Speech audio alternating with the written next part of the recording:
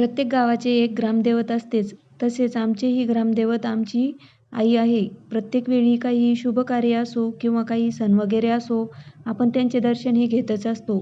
तर नमस्कार सगळ्यांना, मी स्नेहा माझ्या चॅनलमध्ये तुम्हा सगळ्यांचे खूप खूप मनापासून स्वागत करते. आज आपण आलेलो आहोत आमच्या ग्रामदेवीच्या दर्शनाला, म्हणजेच मर्दडी आईच्या दर्शनाला.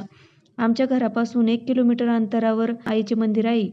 हे मंदिर फारच प्राचीन असून या मंदिराचे काम हेमाडपंथी आहेत. दरवर्षी चैत्र पौर्णिमेला आणि नवरात्रीत इथे यात्रा असते. खूप दूरवरून पण भाविक इथे येतात. नवरात्रीत तर खूपच छान वाटते इथे.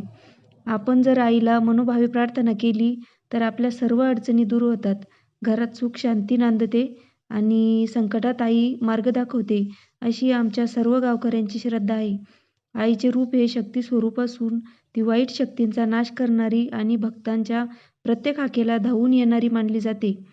मंदिरात महादेवाची पिंड पण आहे आणि मंदिर परिसरात गणपती बाप्पाचे आणि हनुमानाचे पण मंदिर आहे.